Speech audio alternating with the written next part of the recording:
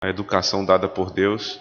E é interessante que hoje à noite tem uma relação muito grande. O pastor vai dar todos os fundamentos, pelo que eu vi na palestra dele, para que sejam trabalhados novamente hoje à noite em outra perspectiva, quando nós vamos tratar de inteligência serva. Rogo a Deus que Deus abençoe com seu espírito o nosso pastor.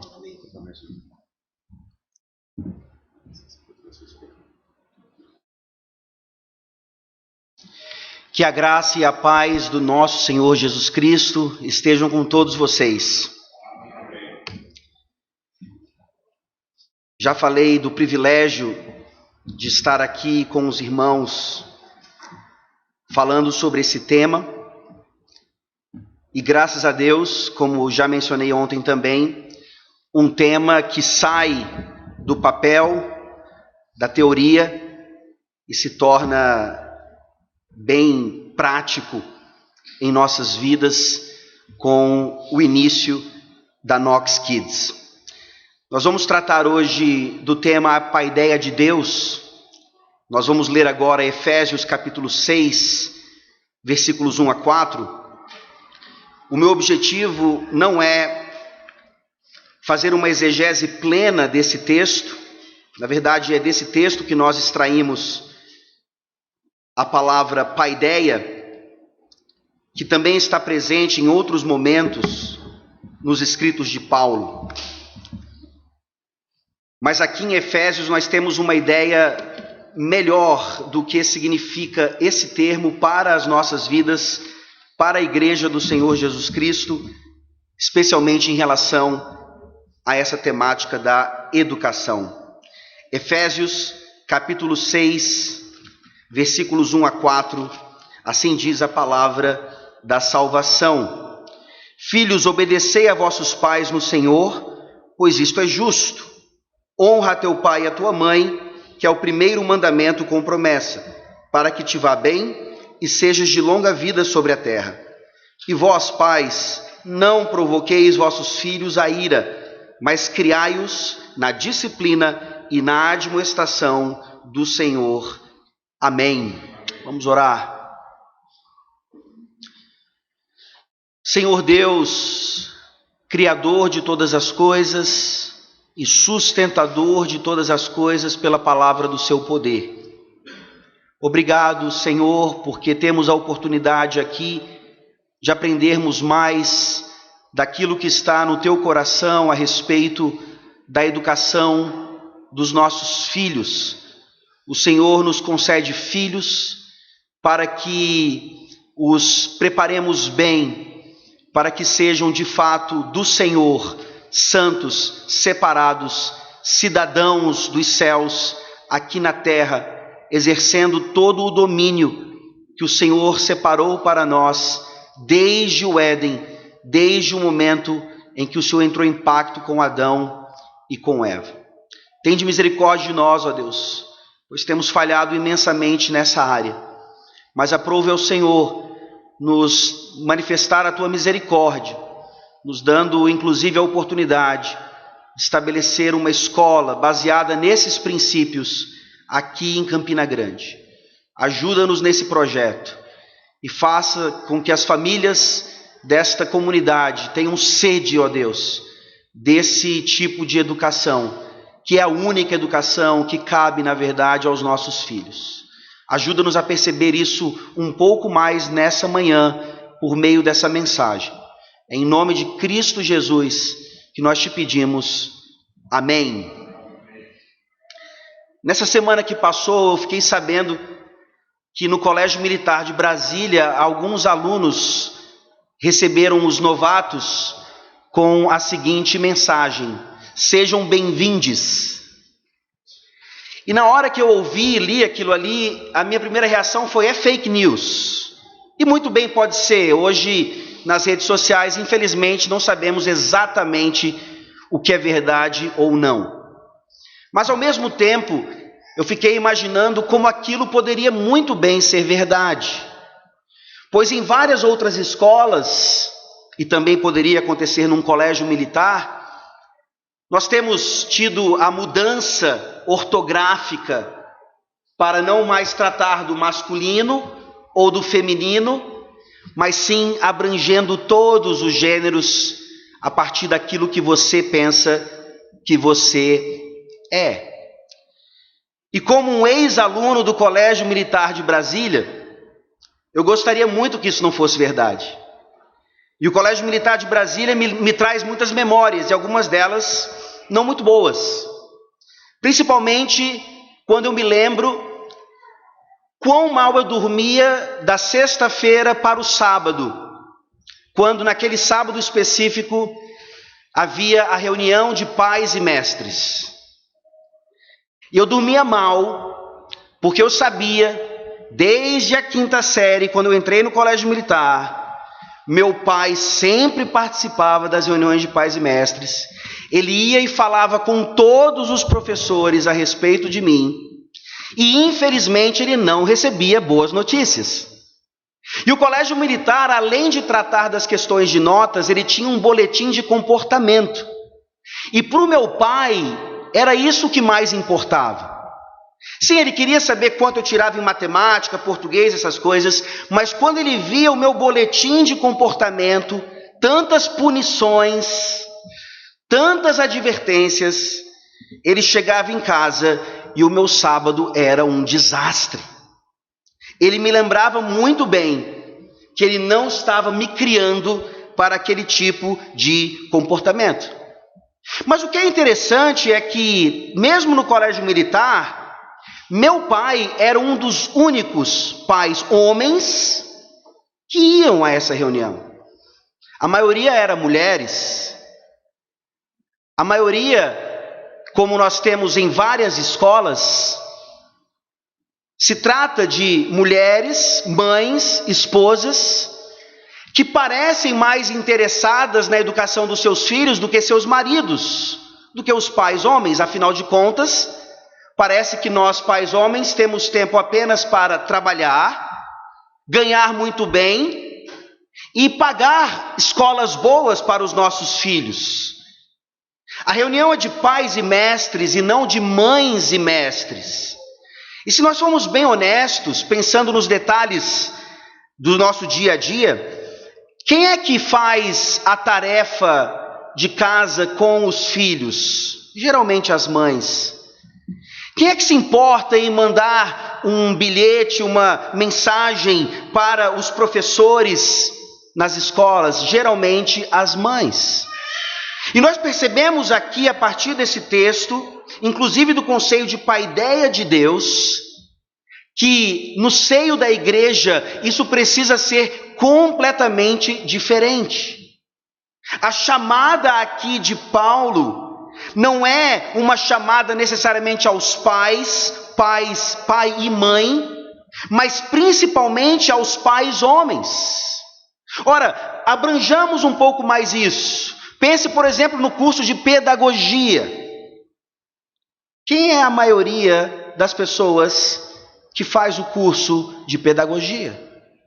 Pense agora nos cursos de licenciatura.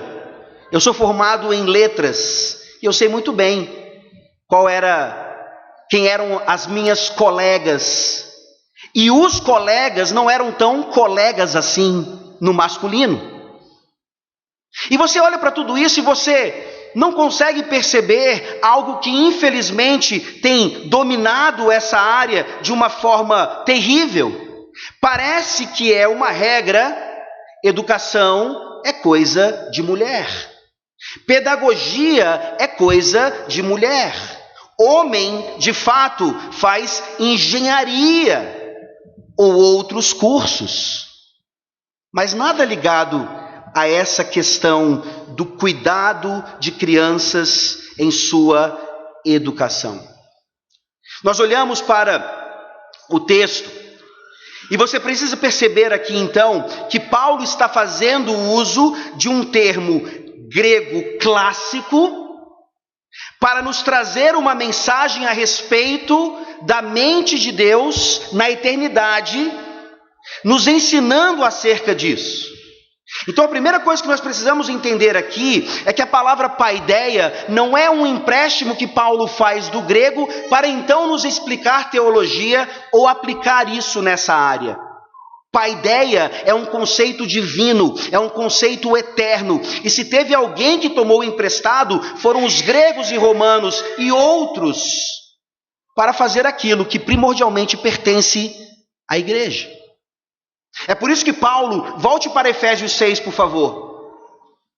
É por isso que Paulo aqui, em Efésios 6, no versículo 4, agora lendo a partir do que realmente ele diz no grego, ele fala: e vós pais, não provoqueis vossos filhos a ira, mas criai-os na paideia e na nutecia do Senhor. Essa segunda palavra traduzida por admoestação, nutecia, é aquela palavra que dá origem, por exemplo, ao famoso aconselhamento noutético. Aliás, uma outra manifestação de tristeza, há poucos dias ficamos sabendo do falecimento de Jay Adams, o considerado pai do aconselhamento nutético, pelo menos no que diz respeito ao século XX. O legado que esse homem nos deixa em relação ao aconselhamento é algo imensurável. E é baseado exatamente nessa ideia aqui, do quanto nós, enquanto pais, precisamos tratar dos nossos filhos nouteticamente. Mas esse não é o ponto que nós trataremos nessa manhã. E sim o primeiro, que fala sobre paideia, aqui traduzido na sua Bíblia provavelmente como disciplina. Um termo que, traduzido dessa maneira, infelizmente fica limitado demais. Pois paideia, espero que vocês vejam hoje, é algo muito mais abrangente que inclui disciplina, mas não se limita a isso. Então por que Paulo usa um termo clássico grego para falar sobre essa questão tão primordial na vida dos pais, principalmente os homens, os pais homens? Ora, nós precisamos entender aqui o que é um clássico. Quando você ouve essa palavra, e nós que estamos no contexto brasileiro, futebolístico, nós geralmente pensamos num clássico do futebol, Fla-Flu, Palmeiras e Corinthians. Poderia trazer aqui algum clássico paraibano, mas eu ainda não conheço. E se de fato poderia ser considerado um clássico. Mas talvez a sua mente já te leve, por exemplo, a uma ideia de um carro que vai passando e você claramente diz: aquilo é um clássico. Ou até mesmo uma música de Beethoven ou Bach, que claramente é caracterizada como sendo clássica. Mas na verdade, clássico, diante de tantas definições, pode ser definido como aquilo que realmente passa pelo teste do tempo e permanece sendo algo extremamente rico e agradável e até mesmo funcional.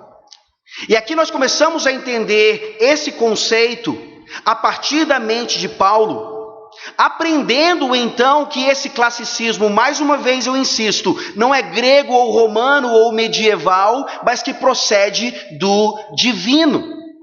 E é por isso também que a Knox Kids, seguindo o modelo bíblico de educação, pretende usar essa metodologia também na criação dos nossos filhos.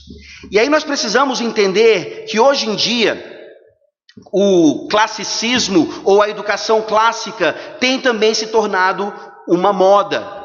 É moda ser reformado, é moda ser várias coisas dentro do evangelicalismo, e hoje tem sido moda então a educação clássica, tanto no contexto de educação domiciliar, como também no contexto mais formal de escola. E aqui eu queria citar uma das vertentes do classicismo para que vocês entendam que nem tudo que é clássico necessariamente procede de Deus. Mas aquilo que é verdadeiramente clássico tem que proceder de Deus, e não apenas de uma cultura qualquer. Você tem, por exemplo, David Hicks, que é um classicista platônico, que diz, por exemplo, da educação clássica: a primeira característica de uma escola clássica é sua confiança na dialética. E a dialética é algo importantíssimo, a dialética é fundamental na metodologia clássica, mas ela não pode ser um fim em si mesma. Assim como a educação ou a metodologia clássica não pode ser um fim em si mesma. Assim, nós tornamos em ídolo aquilo que deveria ser apenas uma ferramenta bíblica, divina, para que os nossos filhos atinjam o máximo potencial de santidade que eles devem ter. Em resposta a esse David Hicks, nós temos, por exemplo, Chesterton, que segue um classicismo agostiniano que diz: o propósito de uma mente aberta é o mesmo propósito de uma boca aberta, ela deve ser fechada em algo. Em outras palavras, na Knox Kids, os nossos alunos não vão apenas aprender a ser grandes debatedores, a usar a dialética, a entender a pluralidade das ideias e assim serem extremamente tolerantes com a pluralidade dos pensamentos. Não.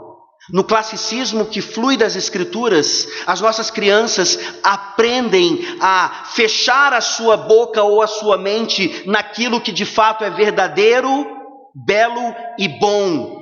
Creio que o pastor Brian vai tratar um pouco disso nessa noite. Que também, repito, insisto, não é algo platônico, não é algo aristotélico, não é algo até mesmo agostiniano, é algo que procede das Escrituras. E assim nós precisamos voltar a Efésios 6 e agora entender num contexto melhor o que é que Paulo está falando aqui a respeito de paideia. Vejam que Paulo está aqui nessa parte mais prática da carta. Se você conhece a carta aos Efésios, você sabe que dos capítulos 1 a 3, Paulo está sendo extremamente doutrinário. Paulo está falando nada mais, nada menos sobre a Trindade e todas as suas implicações na salvação, na vida da igreja, naquilo que é a formação do corpo de Cristo. E a partir do capítulo 4, então, ele começa a pegar essa doutrina nada abstrata e começa a trazê-la para o dia a dia da vida do corpo de Cristo. E assim nós chegamos então ao capítulo 6, quando a partir da doutrina da Trindade, Paulo fala aquilo que nós já lemos e lemos agora mais uma vez: filhos, obedecei a vossos pais no Senhor, pois isto é justo. Honra teu pai e a tua mãe, que é o primeiro mandamento com promessa, para que te vá bem e sejas de longa vida sobre a terra. Então percebam que aqui Paulo está falando sim sobre pai e mãe nesse primeiro versículo. Ele está aplicando o quinto mandamento a essa ideia da honra aos pais, ambos os pais. A palavra na verdade poderia ser traduzida como progenitores. Pai e mãe são aqueles que geram os filhos. Não tem geração de filhos sem gene masculino e gene feminino unidos para essa geração. E por isso então, e outras razões, Paulo lembra aqueles filhos de Éfeso que assim cumpram o quinto mandamento. Mas ao chegar no versículo 4, no português a palavra pais é a mesma, mas no grego não é. É como se no versículo 4 ele estivesse dizendo: e vós pais homens, e não pai e mãe aqui, não provoquem vossos filhos a ira, mas criem-nos na paideia e na nutecia do Senhor. Só essa variação de palavras, quando Paulo está tratando do quinto mandamento, quando ele poderia muito bem no versículo 4 repetir a ideia de que pai e mãe deveriam ser prioritariamente responsáveis por isso que ele coloca aqui, mas ele de propósito fala: não, vós pais homens são prioritariamente responsáveis pela paideia e a nutecia do Senhor. Isso não significa que mães não devam fazer parte disso, é óbvio que devem. Mães e esposas são auxiliares em todas as coisas. Mas mais uma vez, voltando àquela primeira ilustração que eu trouxe, Se nós formos analisar muito bem as nossas vidas cotidianas, parece-nos que a prioridade da paideia do Senhor na vida dos nossos filhos é da mãe. E aqui Paulo nos chama a atenção dessa prioridade dos pais homens nessa tarefa. E já nós teremos aqui uma mesa redonda para apresentar de forma mais detalhada a escola. E eu queria trazer para vocês um privilégio, um tesouro que essa escola já tem desde o princípio. Vai começar com crianças de mais ou menos 3 e 4 anos, que seria impensável em qualquer outro ambiente que um homem fosse o professor dessas crianças. E o tesouro que vocês recebem de imediato é exatamente esse. Um homem capacitado, como falado ontem pelo pastor Brainer, presbítero da igreja, vai ser não o tio das crianças, mas o tutor das crianças. O paidagogos, como o grego também traz, o aio, aquele que auxilia os pais, não substituindo os pais, mas auxiliando os pais a fazer aquilo que eles devem fazer com os seus filhos. E sim, se Deus assim permitir e confirmar, ele terá o auxílio de sua noiva, futura esposa, nessa situação, nessa atividade. Vejam então como é a bênção de Deus para essa igreja nesse projeto, que certamente não foi planejado pelos presbíteros na questão total da coisa. Mas Deus é tão bom, tão maravilhoso, que Ele tem misericórdia de nós e fala: o que deveria ser no lar vai acontecer aqui. O que acontece aqui é aquilo que deve acontecer no lar, porque lar, igreja e escola trabalham juntos para que pais, homens, prioritariamente, criem seus filhos na paideia do Senhor. Você ficou com vontade, homem, de fazer pedagogia? Você, homem, aqui, ficou com vontade de fazer alguma licenciatura? Pois você deveria, pelo menos, orar a Deus e pedir algum tipo de instrução e discernimento, para ver como você pode, não só na sua casa, não só na igreja, mas também agora nesse projeto, como você pode contribuir enquanto homem, enquanto pai, nessa área da paideia do Senhor para os nossos filhos. Que privilégio vermos que pedagogia ou qualquer outra licenciatura não é coisa de mulher ou de efeminados, mas é coisa de homem de verdade. E assim nós nos lembramos de um outro homem, um homem que na verdade não serve como exemplo para nós, mas serve de uma boa ilustração. Vocês conhecem as obras Tom Sawyer ou O Príncipe e o Mendigo? São sem dúvida alguma clássicos da literatura e foram escritas pelo autor Mark Twain. E Mark Twain, ele era conhecido também como um homem que falava muitos palavrões. Ele usava palavras obscenas, mesmo em casa, diante da sua esposa. E um belo dia, sua esposa, cansada de tanto ouvi-los, vai até ele e calmamente repete todas as palavras obscenas ouvidas até aquele dia. Quando ela terminou, Twain disse: querida, você conhece as palavras, mas você não sabe o tom. Essa ilustração serve para nos mostrar aquilo que tem acontecido, infelizmente, na igreja do Senhor Jesus Cristo. Nós temos aprendido vários jargões filosóficos.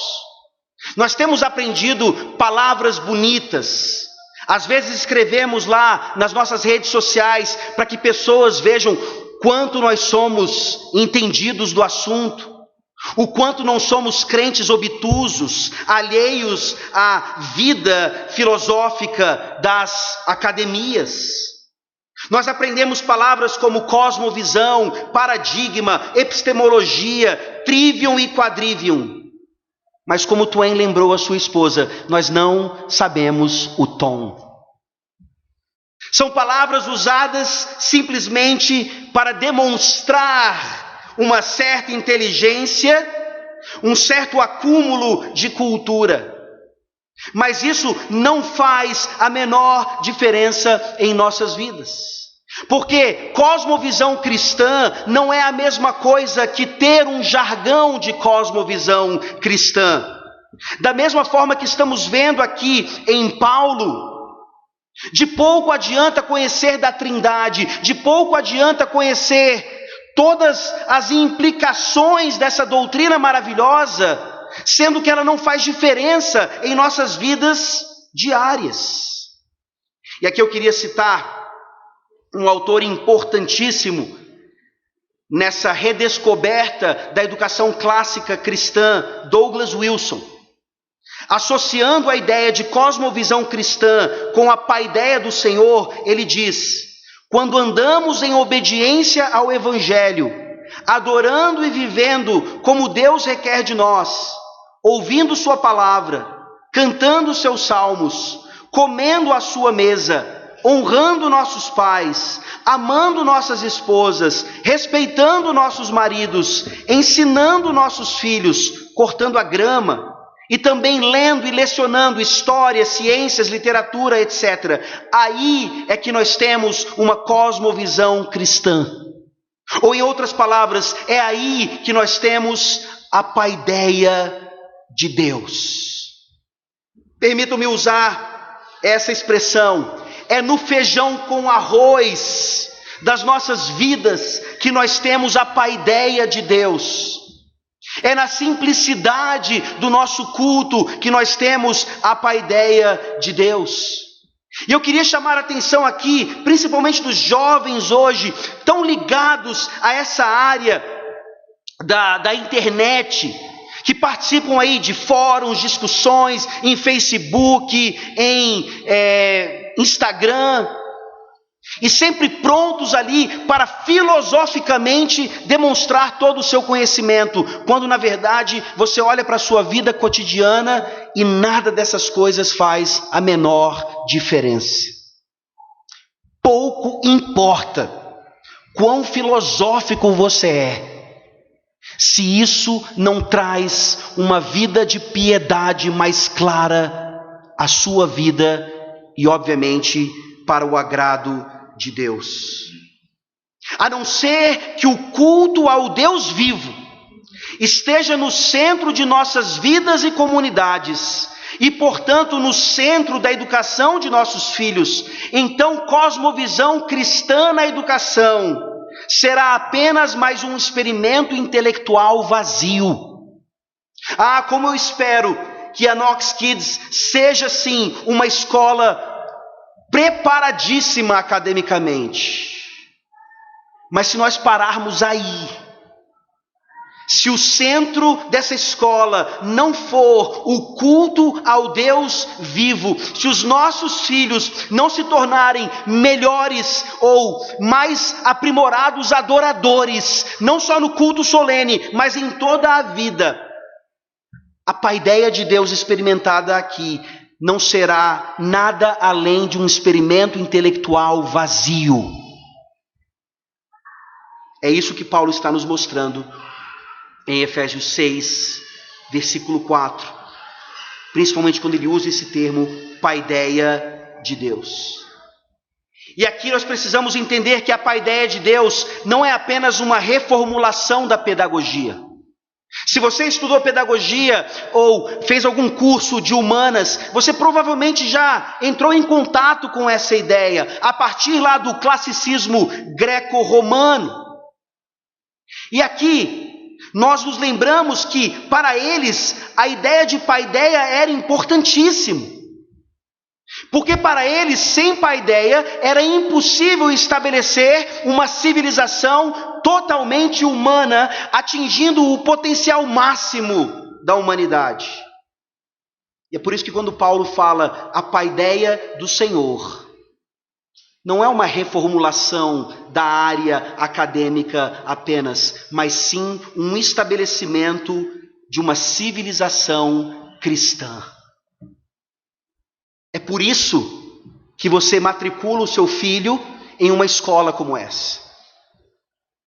Como nós ouvimos ontem, as mães têm o privilégio de treinar os seus filhos para serem reis e rainhas, expandindo o reino de Deus por todo o mundo, estabelecendo essa civilização cristã. Se esse não é o seu pensamento, você precisa começar a descobrir isso na sua vida.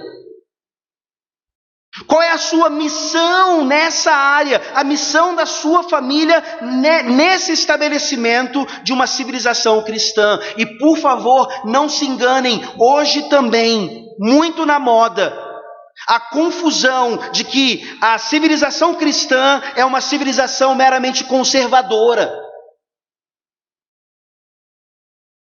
Nós precisamos tomar muito cuidado também com os mestres da internet que ensinam conservadorismo sem escritura. Quantos não têm sido levados por um conservadorismo falso ou não bíblico, inclusive a perder a fé? Não é por isso que Paulo fala da paideia do Senhor. Paulo fala da paideia do Senhor para mostrar que gregos e romanos e outros, de forma usurpadora, tomaram essa palavra, tomaram esse conceito e, como que de uma forma geral, são considerados como os fundadores do mundo ocidental. Mas eu queria lembrar aos irmãos que o conceito de paideia é eterno e divino, e que ele não surge no tempo e no espaço. Abra sua Bíblia, por favor, em 2 Timóteo 3,16.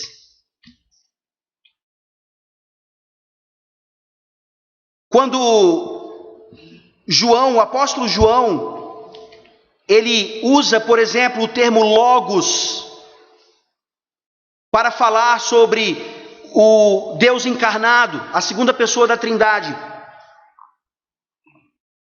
Ele não está tomando emprestado um termo grego filosófico para explicar teologicamente o que significa isso. O Logos é eterno. Foi pelo Logos que Deus criou todas as coisas e é pelo Logos que Deus sustenta todas as coisas. O que João está fazendo ali é simplesmente mostrar como aquela palavra, naquele vocabulário, com toda a sua essência, já significava exatamente essa pessoa bendita do nosso Senhor Jesus Cristo em relação a todas as coisas. O mesmo acontece com paideia. 2 Timóteo capítulo 3, versículo 16. Toda a escritura é inspirada por Deus e útil para o ensino, para a repreensão, para a correção, para a educação na justiça.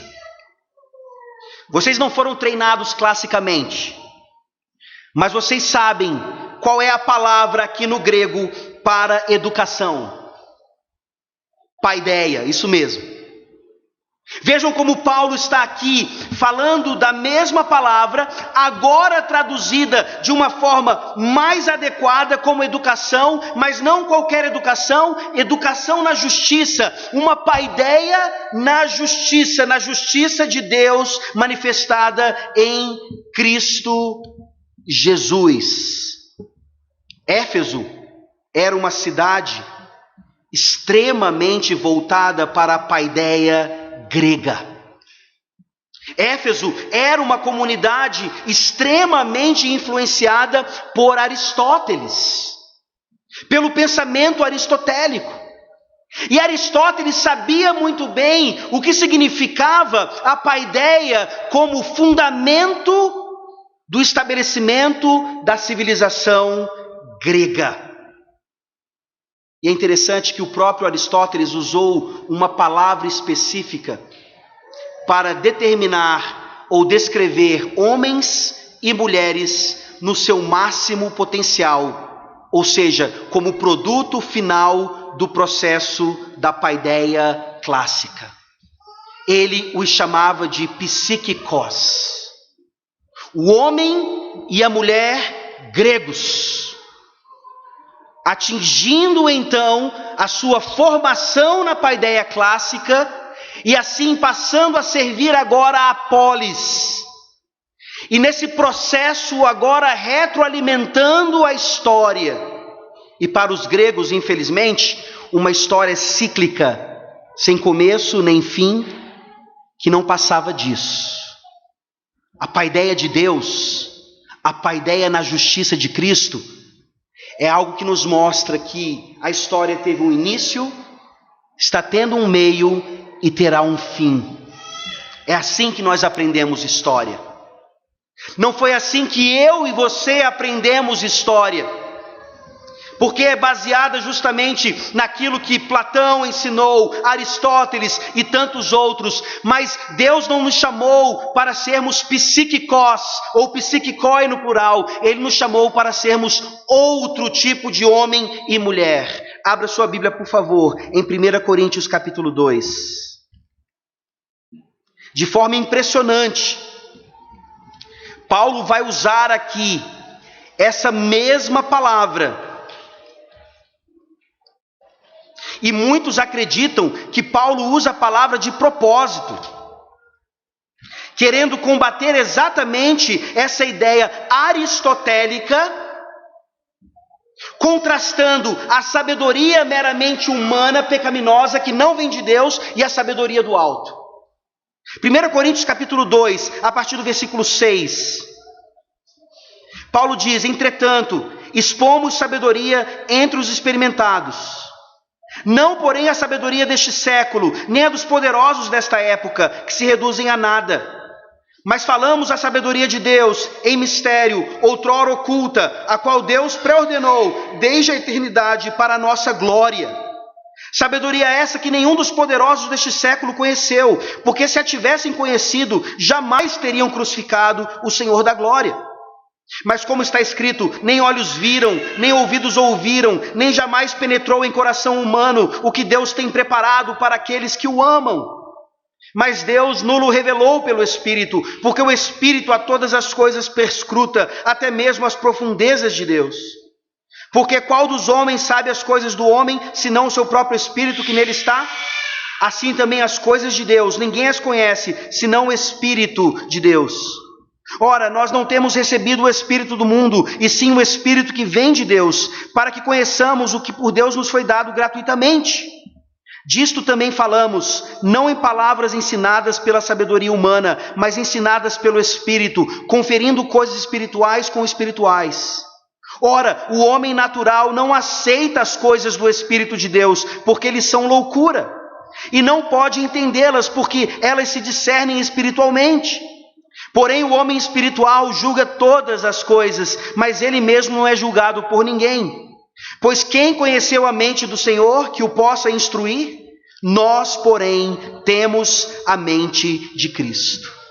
No versículo 14, Paulo diz: ora, o psíquicos, esse homem altamente formado na paideia grega, aquele que atinge o potencial humano máximo, esse homem aqui, ele é descrito por Paulo como não aceitando as coisas do Espírito de Deus, porque as coisas do Espírito se discernem espiritualmente.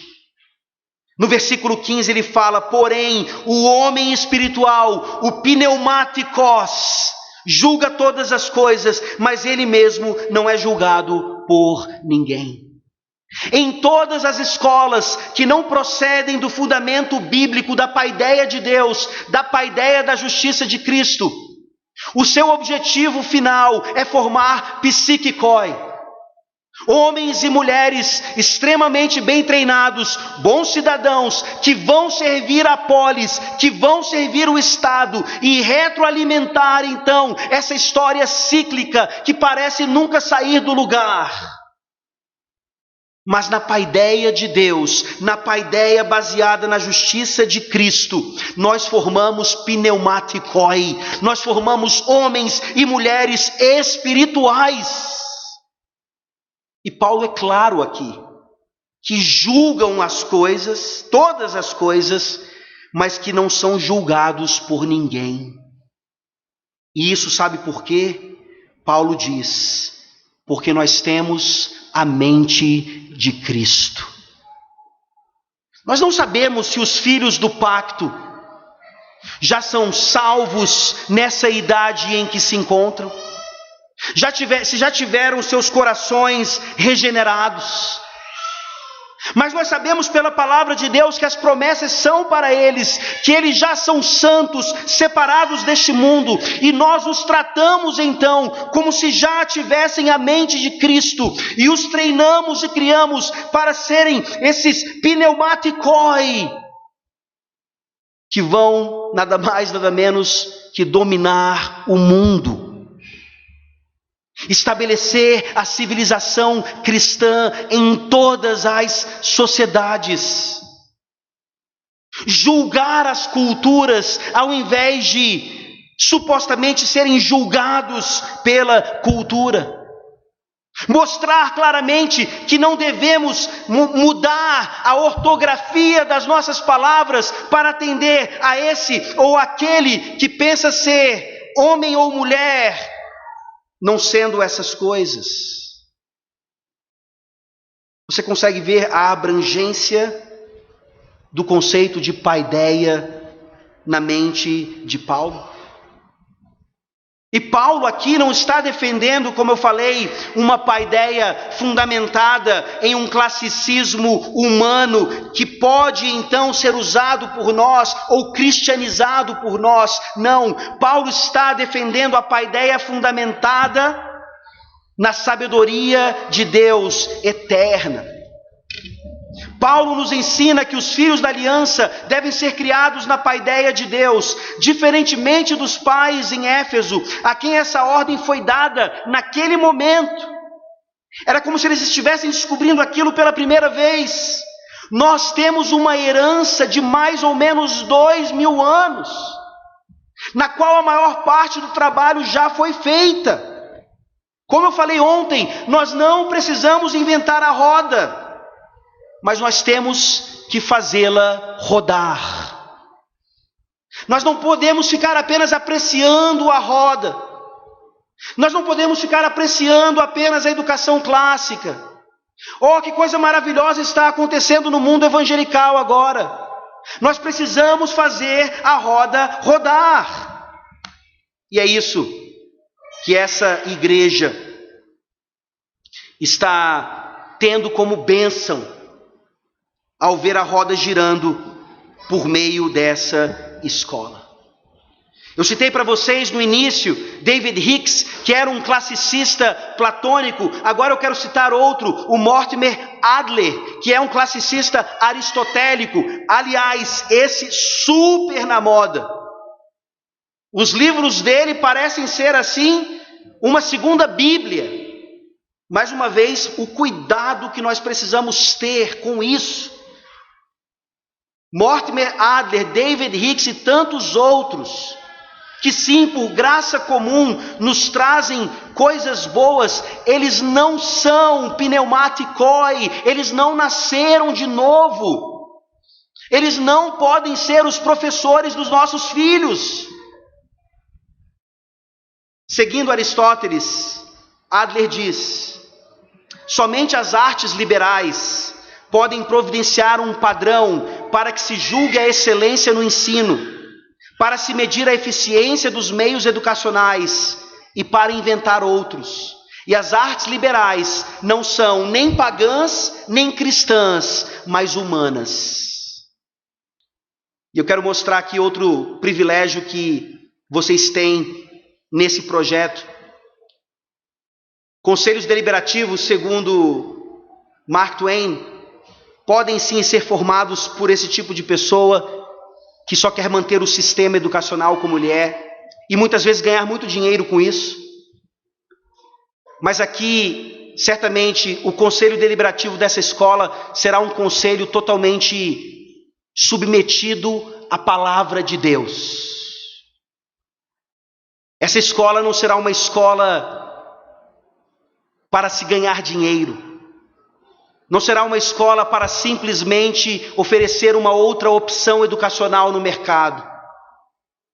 É uma escola que entende o que é a paideia de Deus e como principalmente pais homens devem participar disso na vida de seus filhos. Mark Twain se libertou da escola aos 11 anos de idade. Ele passou a fazer a educação domiciliar. Ele passou a ler os livros que importavam. Ele passou a buscar uma educação que era própria para ele, porque ele sabia que a educação continuava. O problema de Mark Twain e de tantos outros hoje, na internet ou nas igrejas ou em qualquer lugar, é que eles não se libertaram deles mesmos. Eles não se libertaram de si mesmos. E isso só quem pode fazer é o nosso Senhor Jesus Cristo. Aqui não é apenas uma reformulação da pedagogia, a reformulação de um currículo escolar, é a reformulação da minha e da sua vida, de nossa cosmovisão e de como nós entendemos o mundo a partir de Deus. Eu gostaria de finalizar lendo Lucas capítulo 6.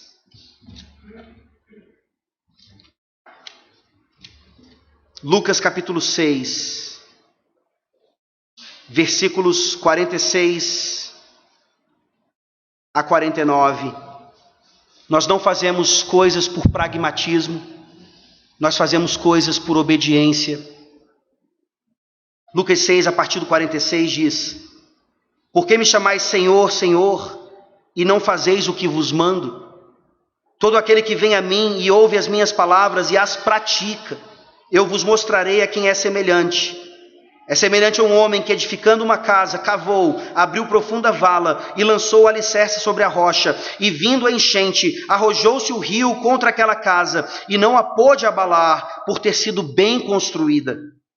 Mas o que ouve e não pratica é semelhante a um homem que edificou uma casa sobre a terra sem alicerces, e arrojando-se o rio contra ela, logo desabou. E aconteceu que foi grande a ruína daquela casa. A obediência nessa manhã é um chamado ao arrependimento. Você pode ser o homem e a mulher mais bem treinados desse mundo. Se você não tiver a Jesus Cristo, você vai para o inferno com todo esse treinamento.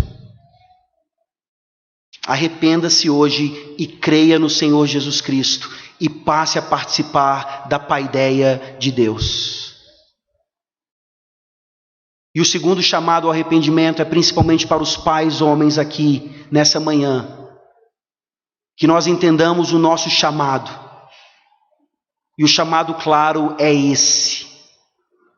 Vocês precisam educar seus filhos nos caminhos do Senhor. E nós reclamávamos de falta de opção. Deus, na sua bondade, tem dado todas as opções necessárias para que nós não apenas ouçamos a palavra, mas coloquemos essa palavra em prática. Que Ele nos dê a coragem de fazer isso. Vamos orar.